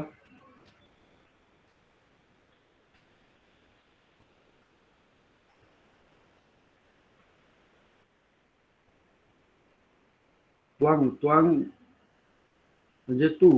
जेवण म्हणजे काय, भोजनं किंवा भत्तम. करोसी, भोजनं करोसी. हा पूर्ण वाक्य सांगा ना. त्वं भोजनं करोसी. तू जेवण करतोस. त्वं भोजनं करोसी. त्वं भोजनं करोसी. हा बरोबर, म्हणजे तू जेवण करतोस. आणि अनेक वचनामध्ये काय होईल? तुम्ही जेवण करता. भोजनं करोति, करो करो करोथ. तुम्ही भोजनं करोतो. तुम्ही भोजनं करोथ. व्हेरी गुड, बरोबर.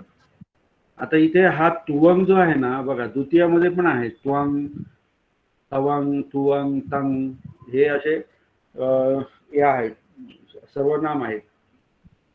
तर द्वितीयामध्ये सुद्धा त्वंग आहे, तवंग आहे. आता याच्यामध्ये तवंग जो आहे ना, हा जास्त प्रमाणामध्ये वापरला जातो. म्हणजे काय, तुला. आणि तुम्ही, ओ, तुम्हाकंग आणि तुम्मंग बहुवचनातील, याचा अर्थ काय होतो, तुम्हाला. त्याच्यामध्ये हा तुवंगचा तुम्हाला गंमत सांगतो. हा तुवंग जो आहे, हा याचा अर्थ स्पेसिफिक ठिकाणीच वापरला जातो.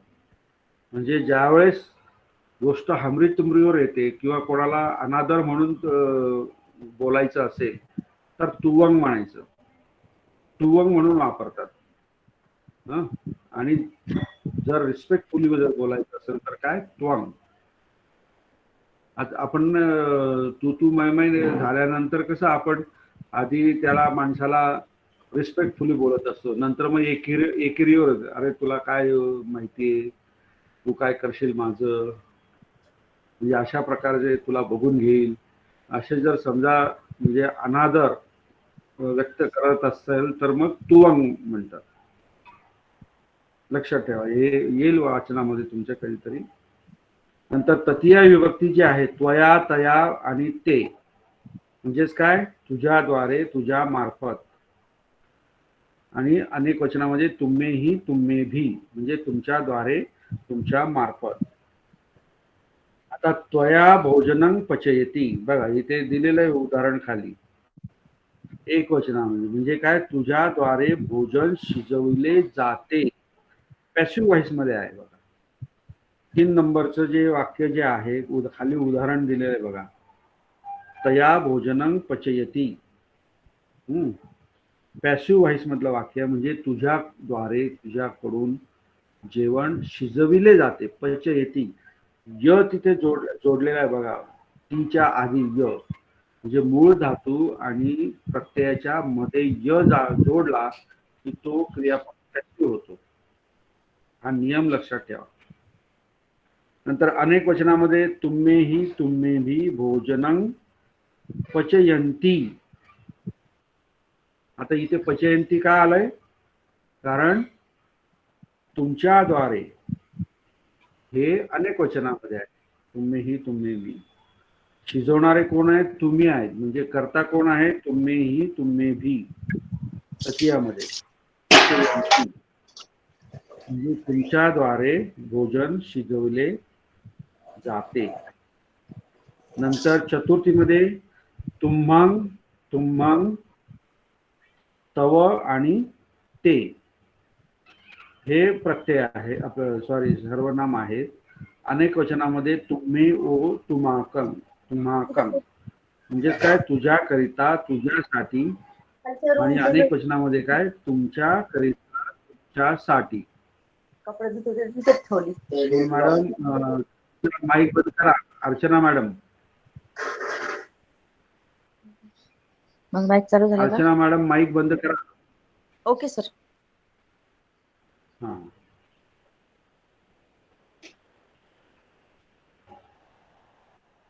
आता चतुर्थीमध्ये बघा, बालको तुह्यं किंवा तुम्हं उदकं आहरती, म्हणजेच काय, मुलगा तुझ्यासाठी पाणी आणतो. तेच वाक्य अनेक वचनामध्ये आहे. चौथं वाक्य, पेज नंबर 117 वर, बालका तुम्ही उदकं आहरंती. आता तुम्ही म्हणाल की इथे तुम्ही पण अनेक वचनामध्ये आहे म्हणून आहरंती का, तसं नाही, कारण इथे आणण्याची क्रिया कोण करते, बालक करते, म्हणून बालका हे काय आहे, कर्ता आहे अनेक वचनामध्ये, म्हणून ते आहरंती क्रियापद अनेक वचनामध्ये आलंय. म्हणजे अनेक बालक तुमच्यासाठी पाणी आणतात, असं त्या वाक्याचा अर्थ होईल. नंतर पाचवं पंचमी मध्ये बघा, त्वया, तम्हा किंवा तया, आणि अनेक वचनामध्ये तुम्ही ही, तुम्ही भी, बरोबर. तर बालको त्वया दुरे गच्छती, म्हणजेच काय, मुलगा तुझ्यापासून दूर जातो. आणि अनेक वचनामध्ये बालका तुम्ही ही, तुम्ही भी,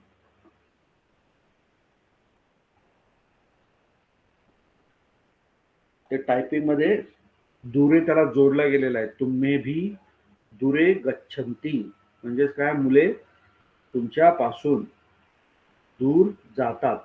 हे पंचमी मधलं वाक्य आहे. वया आणि तुम्ही ही एक वचन आणि अनेक वचन. छट्टी मध्ये बघा, तुह्यं, तुम्हं, तवं, तव, तव आणि ते. आणि अनेक वचनामध्ये तुम्ही, ओ, तुम्हाकं. एक वचन काय, तुझा, तुझी, तुझे, आणि अनेक वचन तुमचा, तुमची, तुमचे. ओके. तर अशा प्रकारे 36चं जर उदाहरण आपण इथे पुस्तकामध्ये दिलंय ते जर घेतलं, अयं पुस्तकं तुह्यं अथी, म्हणजेच हे उदाहरण आताच घेतलं असतं ना याच्यात अम्मामध्ये. तर अयं पुस्तकं तुह्यं किंवा तुम्हा, म्हणजे काय, हे पुस्तक तुझे आहे. आणि अनेक वचनामध्ये काय, इमे पुस्तकानि तुम्ही, तुम्हाकं संती, म्हणजे हे पुस्तके तुमचे आहेत, संती. इथे पुस्तकानी जे आहे ते काय आहे? पुस्तकानी काय आहे? अनेक वचन आहे ना सर. सर नपुसकलिंगी शब्द. नपुसकलिंग म्हणून अनेक अनेक वचन. वचन. हा बरोबर. सप्तमी त्वयी वृक्षस्य पुष्पं पतती, म्हणजेच काय? तुझ्यावर वृक्षाचे फूल पडते. पडते हे आपण एक वचनामध्ये वापरतो, पडतात हे अनेक वचनामध्ये. बरोबर, म्हणजे तुझ्यावर झाडाचे फूल पडते. आणि तुम्हेसु वृक्षस्य पुष्पानि पतंती सॉरी तुम्हेसु वृक्षस्य पुष्पानि पतंती, म्हणजे तुमच्यावर झाडाची एकच झाड आहे आणि त्याचे अनेक फुले, असं त्याचा अर्थ आहे. वृक्षस्य एक वचनामध्ये आहे, परंतु पुष्पानि हे अनेक वचनामध्ये आहे. म्हणून काय? झाडाची फुले असं भाषांतर होईल. म्हणजे तुमच्यावर झाडाची फुले पडतात. अशा प्रकारे काय? तुम्म आणि अम्म हे जे सर्व पुरुष दर्शक सर्वनाम म्हणजे व्यक्तिगत, म्हणजे पर्सनल प्रोनाउन, याचे प्रथमा ते सप्तमी पर्यंत त्याचे अर्थ आणि त्याचे उदाहरण या पुस्तकामध्ये दिलेले आहे. आता हे पाठ कसे करायचे किंवा लक्षात कसे ठेवायचे हे तुम्ही स्वतः तो पद्धत शोधून काढा, तुम्हाला जी सोयीस्कर वाटेल ते. कारण इथे असं कुठेही तुम्ही असं म्हणू शकत नाही. जसं आपण विभक्तीमध्ये कसं तृतीयापासून सुरुवात केली, आम्हे ही आम्हे भी, नंतर नंग आम्हे ही आम्हे नंग असं म्हटलं की ते बहुवचनाचे प्रत्यय पाठ होऊन जातात. बरोबर की नाही? तर तसं इथे काही पाठ होणार नाही. तर यासाठी तुम्हाला वारंवार वाचावं लागेल आणि त्या सर्वनामाचे जे वाक्य जे आहे ते वाक्य पण तुम्हाला वाचावं लागतील आणि ते नीट समजून घ्यावं लागतील. तर हे प्रॅक्टिस तुम्हाला करावं लागेल, कारण हे पाठ न होण्यासारखी गोष्ट आहे. परंतु वाक्य आल्यानंतर तुम्हाला ते कळालं पाहिजे की हे पंचमी आहे का सप्तमी आहे का द्वितीय आहे, एवढं तरी तुम्हाला कळालं म्हणजे त्यानुसार तुम्ही अर्थ लावून मोकळे होऊ शकता. पुढचा याच्यामध्ये काही अडचण आहे कोणाला? अम्मा आणि तुम्मा मध्ये? सर इथे एक गोष्ट सांगू, तुम्ही आम्हाला लेक्चर मध्ये सांगितलं होतं बुद्धांच्या बाबतीत सर्वनाम वापरताना नेहमी बहुवचनात म्हणजे आदरार्थी वापरायचं तुम्ही. हो हो हो बरोबर बरोबर. त्रिपिटकामध्ये बुद्धांना नेहमी बहुवचनामध्ये संबोधलेलं आहे, एकेरी नाहीच. कारण तुम्ही पंचवर्गीय जे आहे धम्मचक्र प्रवर्तन सुक्त जर तुम्ही बघितलं बरं का, तुम्ही जर वाचला ना ते, तर त्यामध्ये भगवान बुद्धांना हे जे पंचवर्गीय भिक्खू जे आहेत हे सुरुवातीला ते जसे जवळ येतात आणि आल्यानंतर त्यांना ते आऊसो करतात, म्हणजे एकेरी मित्रासारखं बोलतात, आऊसो वगैरे वगैरे. तर स्वतः बुद्ध त्यांना सांगतात की तुम्ही मला आता एकेरी शब्दाने बोलू नका, मी तथागत आहे, सम्मा संबुद्ध आहे. आलं लक्षात? तर मला म्हणजे काय शब्द वापरला होता भगवान बुद्धांनी? समुदाचरत मा आऊसो समुदाचरत, म्हणजे आता लक्षात येत नाही. तर मला तुम्ही रिस्पेक्टफुली म्हणजे सम्मा संबुद्ध जे आहेत ते अनेक कल्पानंतर उदयास येतात, उत्पन्न होतात, तर त्यांना आपण रिस्पेक्टफुली बोललं पाहिजे, अशा पद्धतीचं स्वतः भगवान बुद्ध सांगतात.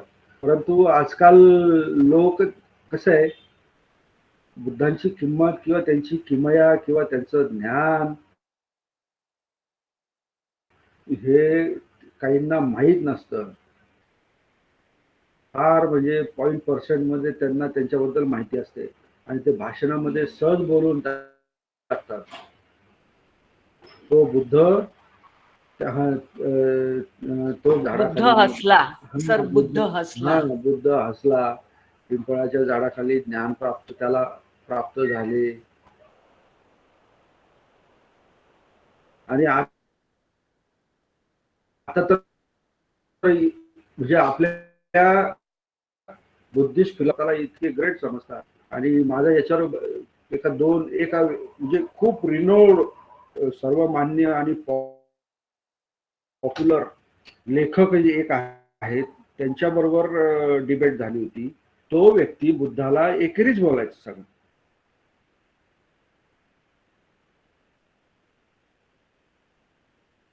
बुद्धाला एकेरीच बोलायचं. बुद्ध असतात म्हटलं. अहो आपण म्हणता अनोळखी माणूस जरी भेटला आपल्याला तरी त्याला आपण अहोकाव करतो, आपण त्याला रिस्पेक्ट देतो. आणि तुम्हाला तर तुमच्या जीवनामध्ये एवढा मोठा प्रकाश टाकलेला आहे बुद्धांनी, एवढं ह्या निसर्गाचं वगैरे सगळं जे सत्य जे आहे ते तुमच्या समोर आणून ठेवलेलं आहे. तुमचं जीवन सुखी होईल अशा पद्धतीचे तुम्हाला उपदेश दिलेले आहे आणि तुम्ही तसं केलं तर तुमचं जीवन नक्कीच सुखी होईल. तर तुम्ही असं एकेरी का म्हणतात? नाही, त्यांनी ते म्हणजे काय म्हणतात ना, एखाद्याची खुणगाठ जी असते ना ती गाठ. आता तो एवढा मोठा माणूस, मी काय पालीचा आता 2 शब्द शिकलेलं, त्याला ते माझ्याकडून असं ऐकणं त्याला ते हेच होत नव्हतं, पचतच नव्हतं. नाही भालशंकर, नाही, तसं नाही. बुद्धांना तुम्ही देव मानू नका, तुम्ही असं खूप वरच्या लेवलला नेऊ नका. बुद्ध हे तळातीलच व्यक्ती होते वगैरे वगैरे. मग त्याचे ते कन्सेप्ट सुरू होऊन गेली. अहो म्हटलं तुम्ही तुमच्या आईवडिलांना म्हटलं काय म्हणता, तो त्यांनी जन्म दिला तुम्हाला तर तुम्ही त्यांना काय एकेरी बोलतात काय? म्हटलं काय अहोकावच करतात ना. तर मग तो अशा वेळेस गप्प बसून जायचा. पण नाही, मला ते पटत नाही मनाला, की एकेरीच बोलणार. म्हटलं ठीक आहे बोला. आणखी एक पद्धत काय सुरू झालेली आहे की भगवान बुद्धांचं जर चरित्र जन्मापासून जर एखादा व्यक्ती सांगत असेल तर त्याला आपलं म्हणजे सिद्धार्थ गौतम हे लहानपणाचं नाव भगवान बुद्धांचं, सिद्धार्थ गौतम असं म्हणतात. आणि त्याला अरे काय करतात, म्हणजे तो त्याला म्हणजे आपण जर असं म्हटलं तुम्ही असं का म्हणता, जरी त्यांचा जन्म झालेला असले ते लहान असले त्यांच्याबद्दल तरी शेवटी ते भगवान बुद्धच होते ना. त्यांना रिस्पेक्टफुली जोपर्यंत त्यांना ज्ञान प्राप्त झालं नाही तोपर्यंत ते सिद्धार्थ गौतम होते आणि त्यांना एकेरी म्हणणंच बरोबर आहे. अशी फिलॉसॉफी, अशी बुद्धी काय म्हणतात त्याला, काय म्हणतात आपण, बुद्धी तळपवतात काही काही लोक, पाजाळतात म्हणतात. हा, ज्ञान पाजळतात. आणि नंतर मग ज्ञान प्राप्त झाल्यानंतर मग ते सम्मा संबुद्ध, मग त्यांना त्यावेळेस अहोकाव करायचं. हे असे काही आहेत लोक ज्यांना बुद्धांवर श्रद्धा नाही. तरी ते बोधिसत्व होते ना तेव्हा पण. ऑफकोर्स हो ना. Okay sir. बरं का, हे त्यांना माहीत नसतं, त्यांची श्रद्धा नसते, किंमत माहीत नाही, त्याच्यामुळे असे ते बोलतात. आता आपल्यासारख्याला सगळं एवढं माहिती की बापरे हे किती प्रचंड आहे हा व्यक्ती. म्हणजे बुद्ध उत्पन्न होणे दुर्लभ म्हटलेलं आहे. बुद्ध उत्पन्न दुर्लभ, म्हणजे बुद्ध उत्पन्न होणे हे काय आहे, दुर्लभ आहे. आलं लक्षात? म्हणजे बुद्ध आणि मनुष्य, आलं लक्षात, मनुष्य सुद्धा उत्पन्न होणे दुर्लभ आहे. मनुष्यत्वंपी उत्पन्न दुर्लभम, म्हणजे मनुष्यत्व मिळणे हे सुद्धा दुर्लभ आहे. आणि जर बाय चान्स बुद्ध आणि मनुष्यत्व, तुम्हाला मनुष्यत्व मिळालं आणि बुद्ध सुद्धा उत्पन्न झाले तर त्याचा सारखा पूर्ण योग नाही. आलं लक्षात?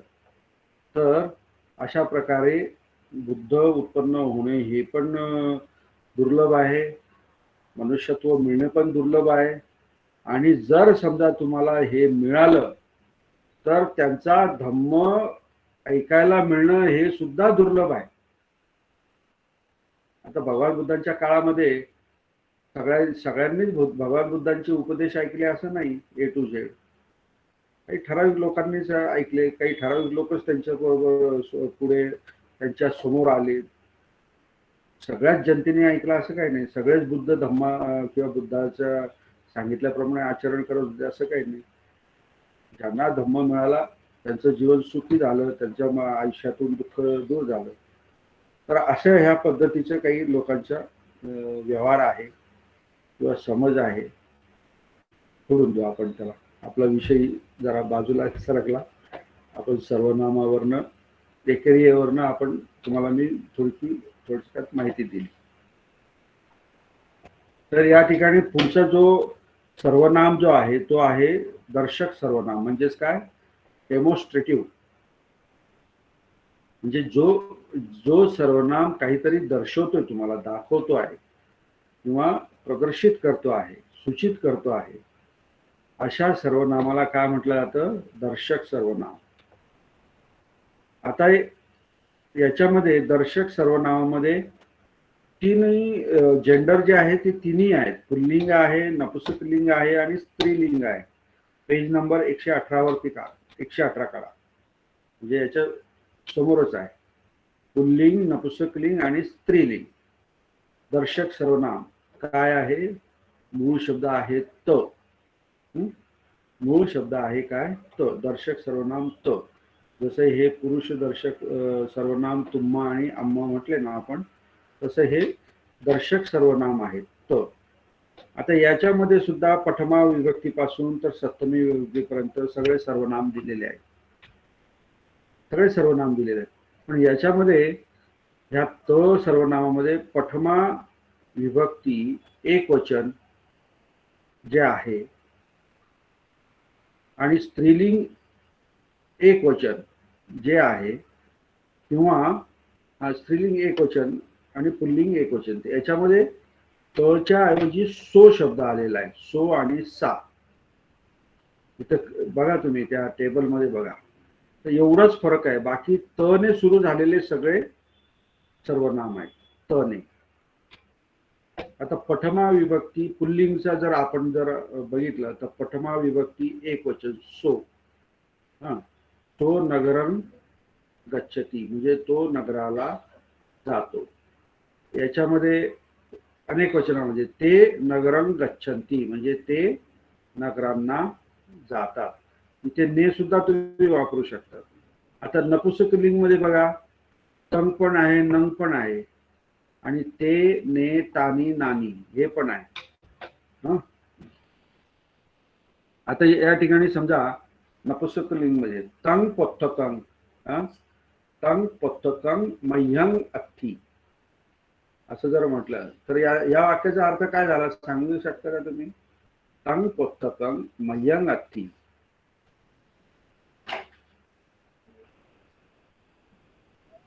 ते पुस्तक माझं आहे.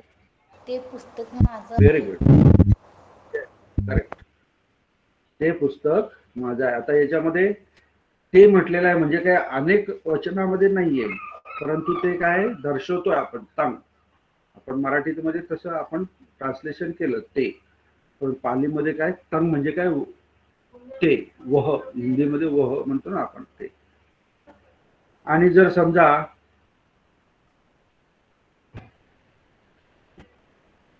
अनेक वचनामध्ये जर म्हटलं आपण ते पुस्तके माझे आहेत, तर कसं म्हणणार? ते पुस्तक माझे आहेत. ते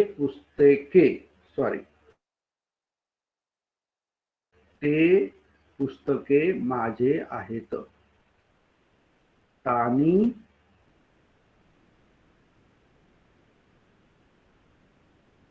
पुस्तकानी हे नपुंसक आहे ना, म्हणून अनेक वचन. माझे म्हणजे मह्यंग किंवा मम. आहेत, आहे नाही, आहेत. तर काय येईल इथे क्रियापद अनेक वचनामध्ये?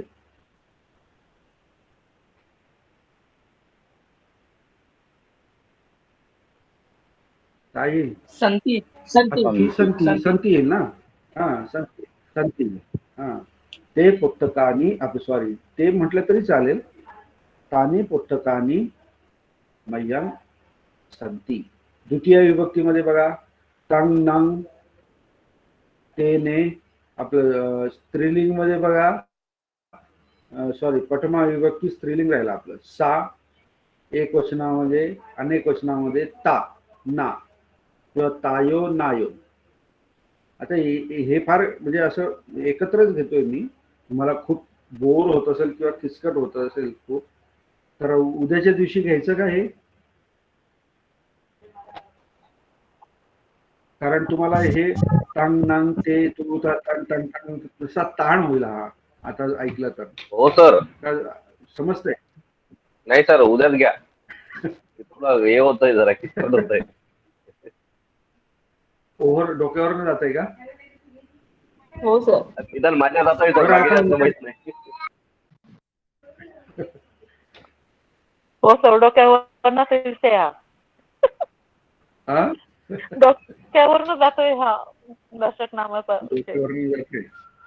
बरं बरं चालेल. फक्त उद्याच्या दिवशी सर फक्त पुल्लिंगी वेगळं नपुसकलिंगी वेगळं आणि स्त्रीलिंगी वेगळं केलं ना तर जरा सोपं जाईल. म्हणजे सो सातंग नंतर ते ता ताने असं केलं तर मग सोपं जाईल. ते एकत्र घेतोय ना तर ते जास्त डोक्यावरनं गेल्यासारखं वाटतं. नुसतं सो घेतलं आणि मग त्याचं केलं पठमा तर ते जरा सोपं होईल. म्हणजे आधी नुसतं पुल्लिंगचे सगळे पठमा ते हा. सप्तमी वाचायचे असं करायचं. हो हो नंतर मग ते जरा नपुसक. सोपं जाईल. नंतर मग स्त्रीलिंग पठमा ते सप्तमी. हा सहा मग असं नंतर तुम्ही सहा वाचत आहे. घ्यायचं नंतर मग 3 असं. ओके ओके तुमच्या हो पद्धतीने. सातंग ती ता म्हणजे ताने असं घेतलं तर मग जरा सोपं जाईल. सर मग एक एक केलं तर म्हणजे असं नाही मला असं कसं वाटतं. काय? नाही नाही पुल्लिंग जर समजा घेतला तर मग प्रथमा विभक्ती सो ते. द्वितीय विभक्ती तांगणे. तृतीय विभक्ती तेन तेही तेभी. चतुर्थी विभक्ती तस्स ते सण. असं पुल्लिंगचे सगळे सर्वनाम वाचून द्यायचे. उदाहरण घ्यायचे. हो हो शिकू असं हो शिकू असं ना. केलं तर आणि हे सोपं जाईल सर ते ह्या पुल्लिंग अडचणी. संपल्यानंतर मग नपुसकलिंग. प्रथमा विभक्ती पासून तर सप्तमी पर्यंत. हो असंच उद्या बघा आता तुम्हाला ना पोर्शन आपला बराचसा राहिलेला आहे. मी असं घाई करत नाहीये परंतु आपल्याला ना एक्स्ट्रा क्लास घ्यावा लागतील भरपूर. तर तुमची तयारी आहे ना सगळे एक्स्ट्रा क्लास घ्यायची? हो सर हो सर मागे तर आहे. हा नाहीतर मग कसं आहे की एक्स्ट्रा क्लास नाही घेतले तर मग तुमचे बघा अजून तुम्हाला पाली भाषेचं महत्व विकास वगैरे संगती वगैरे त्रिपिटक मध्ये काय काय आहे हे सुद्धा पोर्शन बाकी आहे. आणि तुमचा जातक कथा पण बाकी आहे. आणि आता परीक्षा आपली एक 3 आठवड्यावरती आलेली धरून चला. तर ह्या 30 तारखेपर्यंत माझा असा विचार आहे की तुमचा पोर्शन हा संपवून मग 1 तारखेपासून मग परत आपण थोडंसं रिव्हिजन आणि थोडासा परीक्षेचा हे करू, सराव करूया.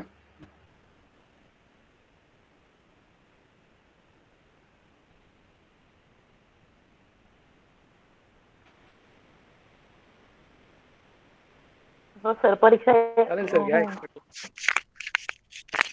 सर सोमवार ते शनिवार घ्या ना. सोमवार रोजच ते घ्या. शनिवारच्या सबमिट करायचे त्याची डेट नाही आली ना अजून. ते सोमवारला सांगतो मी सांगतो सोमवारला. तर सोमवार ते शनिवारच्या ऐवजी सोमवार ते शुक्रवार पुढच्या आठवड्यात आपण क्लास घ्यायचा का? हो सर सोमवार मंगळवार बुधवार गुरुवार शुक्रवार 5 दिवस. चालेल सर. चालेल सर. हो सर. हा थोडस तुम्हाला त्रास होईल पण तुम्हाला मग अभ्यास करायला भरपूर वेळ मिळेल परीक्षेसाठी नंतर. आणि आपण म्हणजे माझं शिकवण्याचं कसं, मला माझं पण समाधान झालं पाहिजे तुम्हाला शिकवल्याचं, तुम्हाला येतंय समजतंय. नाहीतर मी हा अख्खा पोर्शन 2 तासात पण संपवू शकतो, पूर्ण ग्रामर सांगायचं म्हटलं म्हणजे. पण तुम्हाला कळलं पाहिजे ह्या दृष्टिकोनातून मी स्लो स्लो स्लो चालू आहे. तुम्ही मला जर वेळ दिला तर मी तुम्हाला आणखी चांगल्या प्रकारे चांगलं समजू शकेल असं मला वाटतं. चालेल ना? हो सर. चालेल सर, घ्या. चालेल. मग आता आपण असं करूया, उद्याच्या दिवशी थोडं लेट आपण बसलो तर 8:30च्या ऐवजी आपण 9 वाजता बसलो तर चालेल ना सर. फारच उत्तम सर. चालेल सर. चालेल ना? हा, 9 हो सर, वाजता. हो जास्त सर. टाइम घेतलं तरी चालेल मग. हा नाही, 10:30 पर्यंत 1.5 तासामध्ये होऊन जाईल, एक पोर्शन आपलं पूर्ण होऊन जाईल 9 वाजेला. हो सर. चालेल. Yes sir. Yes. तसं मी परत पोस्ट पण टाकतो तुम्हाला. आणि आता तुम्ही सगळेजण आहेच समोर तर माहित आहे, तर उद्या 9 वाजता आपला क्लास राहील. आणि डेमॉन्स्ट्रेटिव्ह प्रोनाउन जे आहेत, दर्शक सर्वनाम हो आणि इम, हे आपण उद्या दिवशी बघू. कोणाला काही दुसरं काही विचारायचं आहे अजून पोर्शनच्या संदर्भात, अभ्यासाच्या संदर्भात, शंका वगैरे? नाहीतर मग आपण इथे थांबूया. सर सर मला असं विचारायचं होतं, जे आपण दंडीचं ऱ्हस्व आणि दीर्घ जे वेलांटी आहे ना, तर ती जी आपण सप्तमीला किंवा षष्टीला घेतलेली आहे, तर ती इतर वाक्यांमध्ये पण तशीच राहील ना? किंवा सामी म्हणा, सुखी, सिखी. सप्तमी आणि काय? मला नाही कळलं तुम्ही काय सप्तमी म्हणता. म्हणजे आता आपण त्या असं म्हणजे मगाशी मॅडमने प्रश्न विचारला होता ना एक, की दंडीचं ऱ्हस्व आणि दीर्घ, तर काही ठिकाणी दीर्घ दिलेले आहे आणि काही ठिकाणी ऱ्हस्व. तर दंडी डी वेलांटी ही षष्टीला दीर्घ येते. तर तसं हे बाकीच्या वाक्यांना पण सेम तसंच आहे एक वचन का बहुवचन? एक वचन का बहुवचन? हा, बहुवचन. बहुवचन. बहुवचन मध्ये तर ती दीर्घच राहील ना? नाही सर, काही ठिकाणी सप्तमीला आहे ना, ऱ्हस्व दीर्घ असं दोन्ही पण एक दिलेलं आहे बघा. कोणत्या वचनामध्ये पण? एक वचन का दुसरं? बहुवचन मध्ये. बहुवचन. हा, मग बहुवचनामध्ये आहे ना, काही ठिकाणी तसंच राहील ना दोन्ही दिलेले आहेत ना. आहे ना बरोबर तुम्ही म्हणता, ते आहे ना. मग ते सपोज सुखी लिहिलं तर ऱ्हस्व पण आणि दीर्घ पण, बरोबर. अच्छा. आणि सिखीला सिखी. हा, म्हणजे आता दीर्घ इकारांत दीर्घ सगळ्या शब्दांना. आता दीर्घ इकारांत शब्द कोणताही असो, त्याला हाच नियम लागू राहील. हा, म्हणजे कोणत्याही वाक्य जरी घेतलं. वाक्य म्हणतात का शब्द? शब्द सॉरी, कोणताही शब्द घेतला तरी याप्रमाणेच त्याला ऱ्हस्व दीर्घ लागतील ना ते. येस. हो, हो सर. Thank you sir.